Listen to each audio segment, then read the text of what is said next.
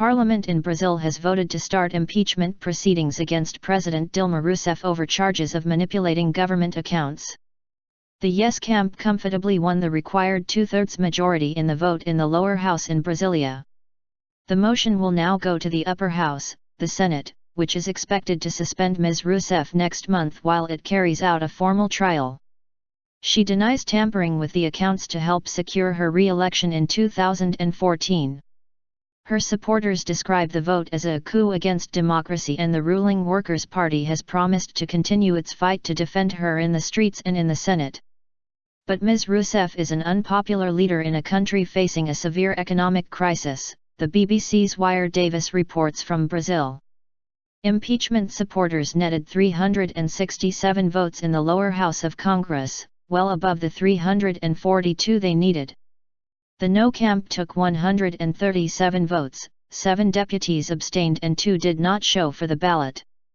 Victory celebrations were loud and colorful among the hundreds of thousands of demonstrators who watched the vote live on huge TV screens on city streets across the country. Early next month, the Senate will vote on whether to put the president on trial. If the vote passes, she will be suspended and replaced by Vice President Michel Temer. A Senate trial could last up to 6 months. If at the end of it two-thirds of senators were to vote to impeach, Dilma Rousseff would be out of office for good.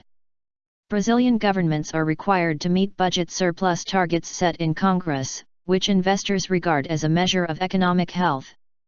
Ms Rousseff is accused of allowing creative accounting techniques involving loans from public banks to the Treasury, which artificially enhanced the budget surplus. She argues that she did nothing criminal, but her opponents are unforgiving.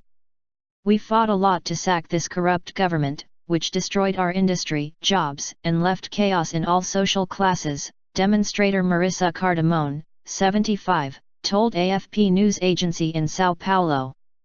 Today, Dilma Rousseff presents a sorry contrast to her popular predecessor and mentor, Luiz Inácio Lula da Silva, whom she succeeded in 2011. Critics say she took an arrogant attitude to Congress and her economic policies were misguided, even if she enjoyed some credit as an honest politician in a political world mired by corruption investigations. Vice President Temer could face impeachment himself over the same accusations as those put to Ms Rousseff. 2 other possible successors, lower house Speaker Eduardo Cunha and Renan Calheiros, face corruption allegations. The 3 men, who all deny the allegations against them, are from the PMDB, the largest party in the coalition, which abandoned Ms Rousseff to support the impeachment. "I'm happy because I think Dilma had to go, but I'm also sad that it came to this and also really worried that the next president could be even worse," Patricia Santos, a 52-year-old small business owner among the demonstrators outside Congress, told AP.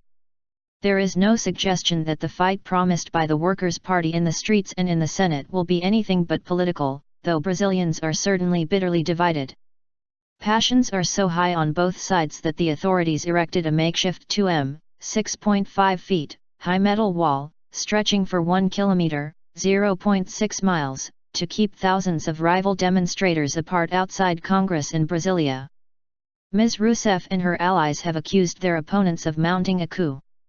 "This fascist Congress wants to lead a coup d'état against Brazil's democracy, but they will not succeed," one protester told AP.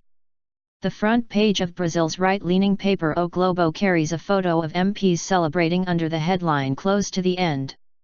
A headline in the left-leaning online magazine Revista Forum reminds readers the impeachment still has to clear the Senate.